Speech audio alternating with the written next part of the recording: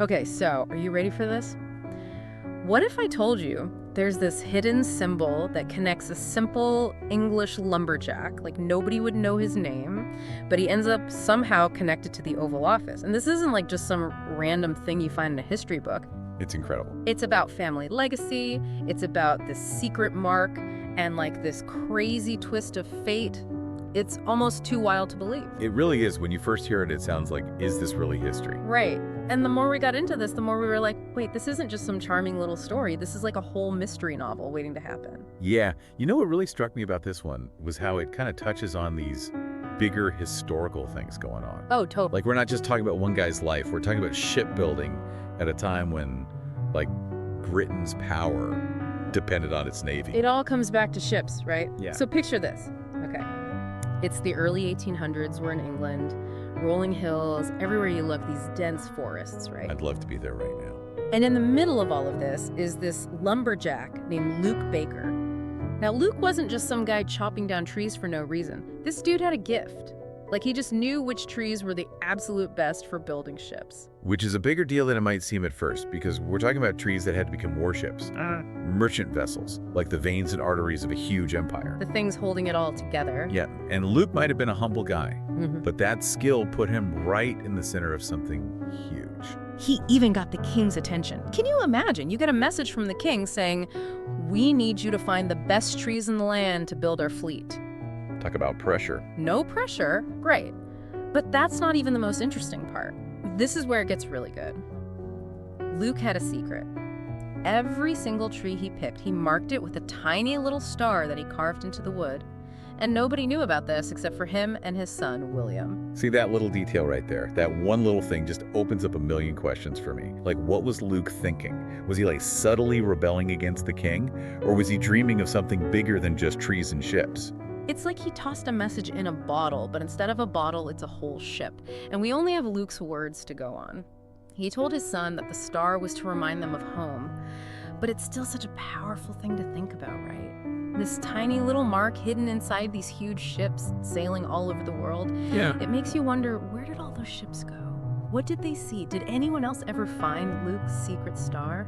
And you know what? Some of those ships, they really did see some wild stuff. Like, let's jump ahead a few decades, okay? Okay. It's the mid-1800s now, and across the Atlantic, there's this British ship called the HMS Resolute. Oh yeah, the Resolute, that's a famous ship. It gets stuck. Yeah, in the ice, right, up in the Arctic. Stuck fast. Which, when you think about it, kind of ironic, isn't it?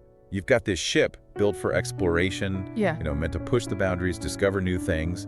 And what happens? It gets trapped. And then to make it even more interesting, rescued by an American whaling ship. You can't make this stuff up. I mean, what are the chances? Right. Out of everything out there, it's an American ship that finds them. So what happens next? Do the Americans, like, hold the Resolute hostage? Demand a ransom? I mean, it's a valuable ship. Well, you might think so, but no, they didn't do that at all. Actually, what they did was pretty amazing. Instead of saying, hey, this is ours now, like, they could have, they decided to give it back to England. Just give it back, just like that. As a gesture of good faith, a symbol of peace between nations. Wow, that's a pretty classy move. Hmm. I mean, I wouldn't have blamed them for at least asking for something in return. I know, right? But it really shows you something about the relationship between England and America at that time. I mean, yeah, they had their history, their conflicts. But there was also this growing sense of mutual respect developing. And giving the Resolute back, well, that was a pretty powerful way to show it. It definitely made an impact. Queen Victoria was over the moon, right? When she heard they were giving the ship back. Oh, absolutely. Yeah. She was so touched by the gesture that she wanted to do something special with the Resolute, something to really commemorate that act of kindness. And that's where the desk comes in. Exactly, the Resolute Desk. She had it made from the timbers of the ship. So we've gone from a tree to a ship to a desk. Pretty incredible journey when you think about it. And that desk, it became this symbol, wouldn't you say? It represents diplomacy, peace between nations. But at the same time, it's built from a ship that was meant for exploration, for potentially even war. It's like this tangible reminder of how history is always intertwined, good and bad, peace and conflict. Exactly. And speaking of history, fast forward again a little bit. Now we're in the Oval Office, it's the 1960s, and that desk, the Resolute Desk, is sitting there witnessing all these major world events. And who's running around exploring every inch of it? John F. Kennedy Jr. It makes you wonder, doesn't it? What was it like for him to be a kid in that office surrounded by so much history? I can practically see him, opening the drawers, peeking under the top. And that's where Luke's story comes full circle, because remember that star he carved into the trees? Wait, are you saying? It was found on the underside of the Resolute Desk. Can you believe it? No way. You're kidding? I'm serious. It's like something out of a movie. Imagine being JFK, seeing that little star that your son just found on this incredibly important piece of furniture.